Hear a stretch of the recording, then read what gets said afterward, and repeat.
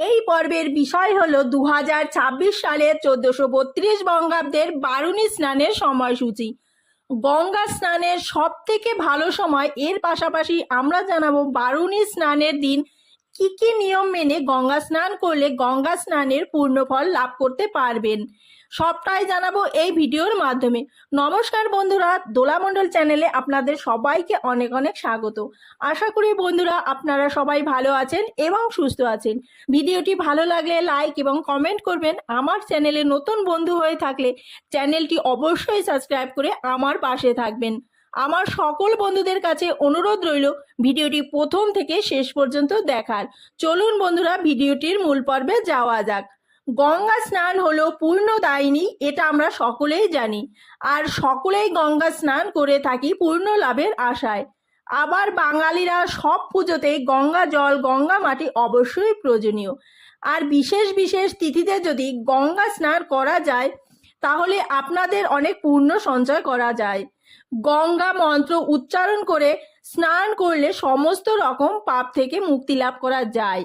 আর পাপীরা যদি গঙ্গা গঙ্গা উচ্চারণ করে স্নান করে সমস্ত পাপ ধুয়ে ফেলতে পারে। তার স্থান হয় বৈকুণ্ঠে। আমাদের প্রাচীন পুরাণে মাহাত্ম্যের কথা অনেক লেখা আছে। এমনকি গঙ্গা মাহাত্ম্যের কথা শিব বলেছিলেন মাতা পার্বতীকে। বারুণী স্নান পুরাণে লেখা আছে যে চৈত্র মাসে কৃষ্ণা ত্রয়োদশী তিথিতে শতবিশা নক্ষত্র যোগ হলে সেই তিথি বারুণী নামে পরিচিত। এই তিথিতে স্নান করলে বহু শত সূর্যগ্রহণের জন্য গঙ্গা স্নানের যে ফল, সেই ফল লাভ করা যায়। হিমালয় কন্যা গঙ্গার অপর নাম হলো বারুণী। বারুণী স্নান এখানেই গঙ্গা স্নানের প্রতিরূপ। বাংলা সনের প্রতি চৈত্র মাসের শতভিসা নক্ষত্রযুক্ত মধুকৃষ্ণা ত্রয়োদশীর এই স্নান অনুষ্ঠিত হয়। শাস্ত্র মতে কোনো বছর যদি এই দিনটি শনিবার হয় তবে এই বারুণী স্নান অসাধারণত লাভ করে মহাবারুণী স্নান রূপ লাভ করে। এই স্নানটি বস্তুত হিন্দু ধর্ম একটি পূর্ণ স্নান উৎসব। দক্ষিণ জনপদে এই কপিলমণিকে ঠিক কবে থেকে বারুণী মেলায় আয়োজন হয়ে আসছে তা হিসাব করা খুবই কঠিন। জনশ্রুতি এমন পূর্ণ আত্মা কপিলকালে কোনো এক সময় সাধনার সিদ্ধি লাভের জন্য কপোতাক্ষের পাড়ে সিদ্ধেশ্বরীর কালী মন্দির স্থাপন করেন এবং তিনি সেখানে ধ্যান মগ্ন অবস্থায় আত্মা শক্তির সাক্ষাৎ পান। গভীর ধ্যানের দ্বারা তিনি সেখানে গঙ্গাকে কপোতাক্ষের সঙ্গমে একত্রিত করেন। সময়টি ছিল চৈত্র মাসের শতভিসা নক্ষত্রযুক্ত মধুকৃষ্ণা ত্রয়োদশী, আর সেখানেই স্থাপন করেছিলেন বারুণী স্নান ঘাট। 2026 সালে 1432 বঙ্গাব্দে আমবারুণী বা বারুণী স্নানের পূর্ণাঙ্গ সময়সূচি।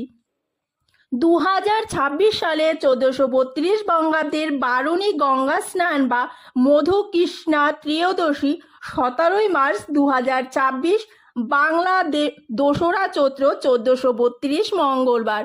মধুকৃষ্ণা ত্রয়োদশী শুরু হবে 16 মার্চ 2026, বাংলা 1লা চৈত্র 1432 সোমবার সকাল 7টা 49 থেকে মধুকৃষ্ণা ত্রয়োদশী তিথি সমাপ্ত হবে। 17 মার্চ 2026, বাংলা 2রা চৈত্র 1432 মঙ্গলবার সকাল 8টা 9। 2026 সালে মধুকৃষ্ণা ত্রয়োদশী তিথিতে গঙ্গা স্নানের বা বারুণী স্নানের সময় থাকতে চলেছে সকাল 4:30 পর থেকে সকাল 8টা 9 মধ্যে। হিন্দু ধর্মে গঙ্গা স্নানকে অত্যন্ত গুরুত্বপূর্ণ কাজ হিসাবে গণ্য করা হয়েছে। আধ্যাত্মিক নিয়ম মেনে স্নান করলে সেই গঙ্গা স্নান বিশেষ ফলদায়ক বলে মনে করা হয়। ব্রহ্ম মুহূর্তে স্নান করা উচিত বা স্নান সেরে নেওয়া উচিত। অবিবাহিত হলে দিনে একবার আর বিবাহিত হলে দিনে 2বার স্নান করা উচিত। পুরাণে স্নানের বিশেষ মাহাত্ম্য রয়েছে। ধর্ম অনুযায়ী পুকুর, নদী বা বৃষ্টির জলে স্নান করাকে সবচেয়ে বেশি লাভদায়ক বলে মনে করা হয়। এই জলে স্নান করলে শরীর ও মস্তিষ্ক পবিত্র হয়। নদী বা পুকুরে স্নান করার সময় সেই নদী বা পুকুরে একবারই অপরিষ্কার করা উচিত নয়। সেই নদীর জলে বা পুকুরের জলে মলমূত্র ত্যাগ করা উচিত নয়, এমনকি সেই জলে কাপড় কাচা উচিত নয়।